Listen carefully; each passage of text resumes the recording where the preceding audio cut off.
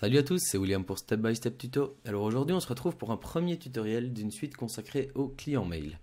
Donc tout d'abord, qu'est-ce qu'un client mail? C'est un logiciel qui va vous permettre de configurer toutes vos adresses mail au même endroit et donc de pouvoir gérer vos mails plus clairement. Donc moi je vais baser mes tutoriels sur Mozilla Thunderbird, qui est un client très connu et gratuit et assez facile d'utilisation, donc je vous le conseille fortement. Sinon, ce que je vais vous expliquer est souvent valable pour la plupart des clients mail comme Outlook, Windows Live, etc. Donc pour le télécharger, vous allez sur Google, vous tapez Thunderbird comme ceci, et vous allez directement sur le site de Mozilla pour télécharger via ce lien. Donc là, je suppose que vous savez faire ça vous-même et l'installer, c'est très simple. Une fois que l'installation est terminée et que vous lancez la première fois Thunderbird, vous aurez cette fenêtre. Donc ici c'est juste la première fois qu'il vous demande qu'est-ce qu'il veut utiliser par défaut. Vous pouvez décocher, toujours effectuer cette vérification et appuyer sur OK directement. Et ici il vous demande si vous voulez créer une nouvelle adresse électronique. Je suppose que vous avez déjà vos adresses mail auparavant, donc on peut directement passer cette étape et utiliser une adresse existante. Et là on arrive sur la création d'un premier compte courrier.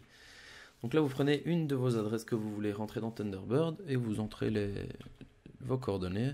Donc nom et prénom, vous mettez à peu près ce que vous voulez, ça c'est personnel. Bon, je mets test, j'entre mon adresse de test. Comment c'est encore, ouais. Voilà, et votre mot de passe. Ici, vous cochez si vous voulez qu'il retienne votre mot de passe automatiquement et on continue. Donc là, on arrive à un moment où ça va être différent en fonction de votre adresse mail. Donc, en fait, ici, il vous propose de choisir entre deux protocoles. Bon, ceux qui ne s'y connaissent pas du tout, IMAP et POP3 sont deux protocoles de mail différents. Ici, il vous propose de le choisir quand vous êtes chez Gmail. Je sais que, par exemple, si vous avez une adresse Hotmail, ça va être directement... ça va être choisi automatiquement et vous aurez terminé directement votre création de compte. Maintenant, si on vous le propose, je vous conseille IMAP.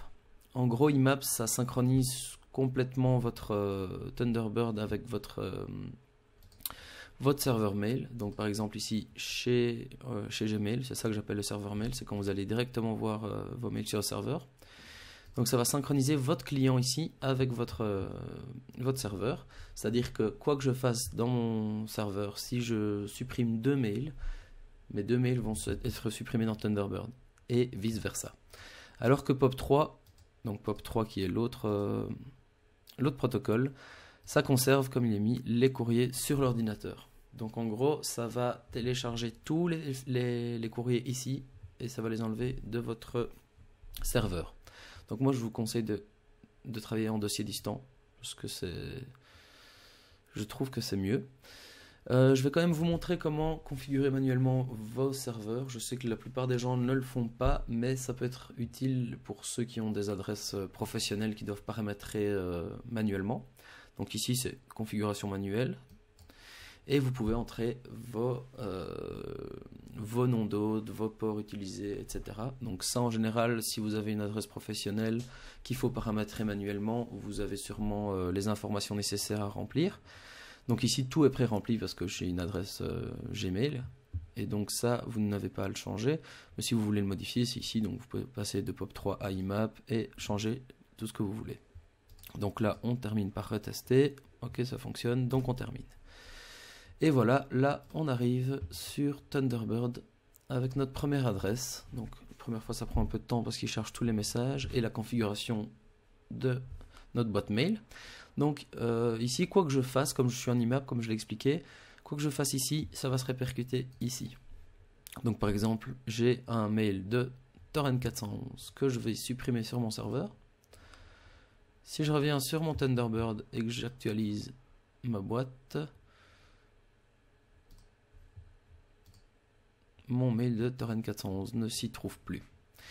Donc, et vice versa. Donc, j'ai un de Google Plus que je supprime. Je retourne sur ma boîte mail. Le Google Plus est là. J'actualise. Il n'y est plus. Donc voilà, ça c'est juste pour vous montrer que ça fonctionne correctement. Voilà, vous avez déjà une idée d'à quoi ça ressemble, de comment vous pouvez trier vos mails, etc.